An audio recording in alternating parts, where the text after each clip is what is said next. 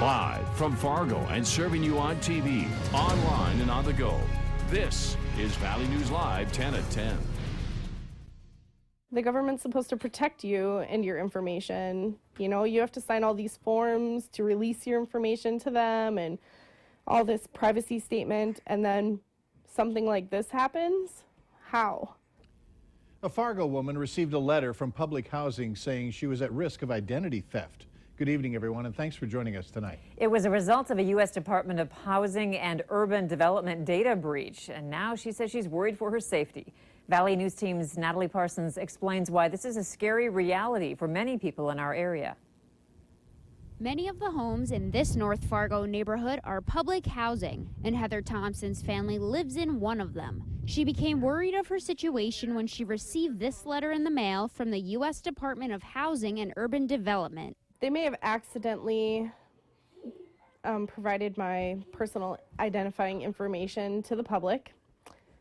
How you do that accidentally, I'm not quite sure. The letter says HUD wants to protect those at risk of identity theft nationwide by providing them with a free year of TransUnion. But the security breach dates back to August and September of this year. We're just supposed to watch our credit report and wait for something to pop up.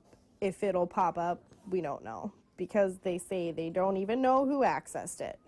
The Fargo Housing and Redevelopment Authority says that almost 600,000 names and social security numbers were posted to an unsecure website viewable to the public.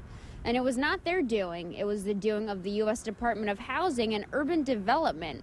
We didn't want our tenants to think that we had been a part of releasing their private information. We take their information and their security of that very seriously. Funding's Land hadn't heard about the mailing going out to Fargo tenants until today, when they started calling it in thinking it was a scam.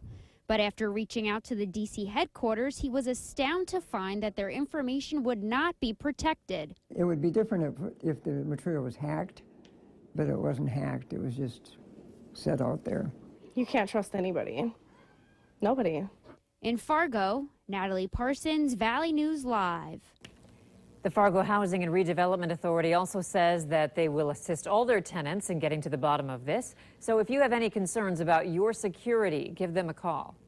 This story came to us via our whistleblower hotline. If you need help uncovering fraud and corruption in your community, call 237-6576 and leave your tip. A member of our investigative team will get on the case and go to work to expose the truth. West Acres officials are probably breathing a sigh of relief tonight. An ad on Craigslist earlier this week called for pipeline protesters to show up and try to shut the mall down. They were told to show up about 4 o'clock this afternoon. We had crews there, but no protesters showed up. Mall security crews and Fargo police were aware of the plans and provided extra protection. Governor Jack Dalrymple has once again called on President Obama to do something to resolve the pipeline protest. This after 8 people were arrested during a demonstration in downtown Bismarck yesterday.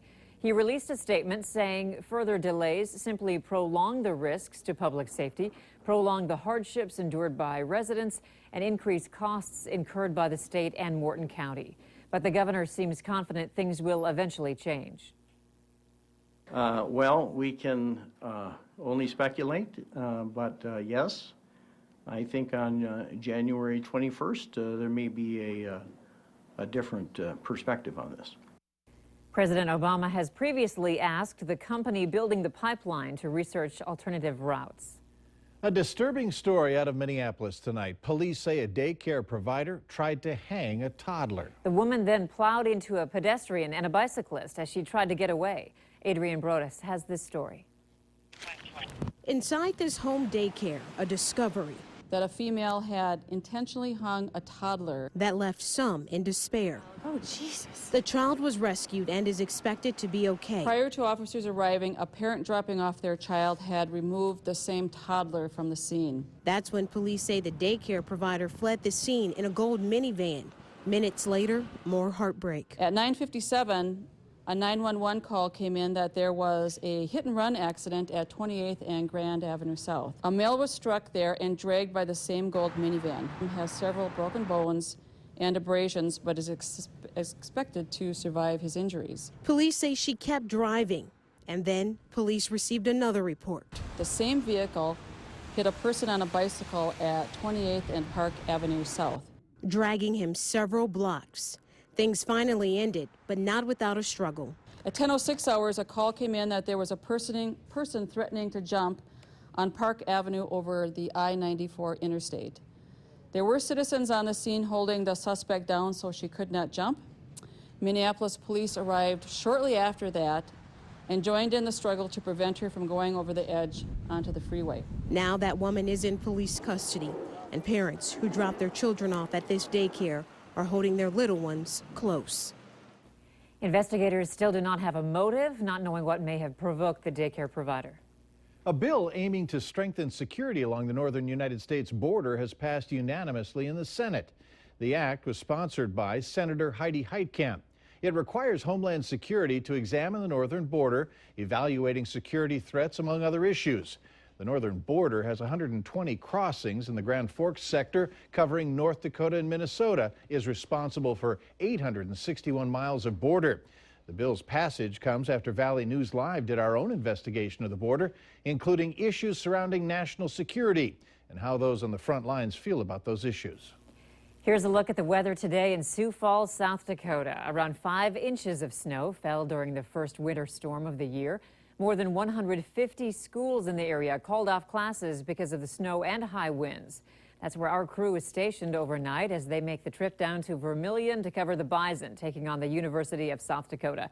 We'll hear from sports director Beth Houle later in sports.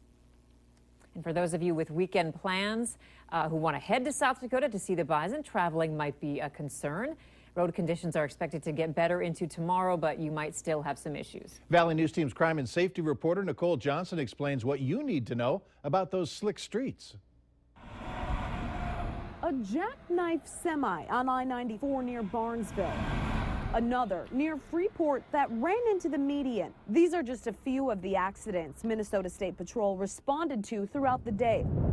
In the St. Cloud region alone, there were nearly 100 crashes. I thought I'd be able to make it a lot better than this. This is pretty bad. A tough day for some people trying to get out of town. Take it easy. Don't get in a hurry.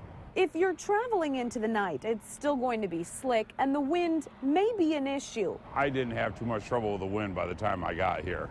It's now picked up. Come morning, the sun is expected to help thaw some roads. Minnesota State Patrol says the ice, snow, and wind are all going to continue to be issues if you're traveling anywhere from Moorhead to St. Cloud by interstate. And there's no travel advisories out for many of the roads. You can see those in the purple on this map. If you're taking secondary roads, take your time. Those are expected to take a little longer to get cleared. When I get into the cities, I drive slow. You just don't know what the other people are going to do. So I'm never in a hurry when I come into town. This truck driver says the first snowfall always seems to create confusion for drivers, and it's important to slow down and be cautious. Nicole Johnson, Valley News Live. And our Valley News Live Storm Team weather app is there to help you navigate these big storm days anytime, anywhere. Get the latest forecast, conditions, even follow the radar live. To download it for free, just search VNL Weather in the App Store.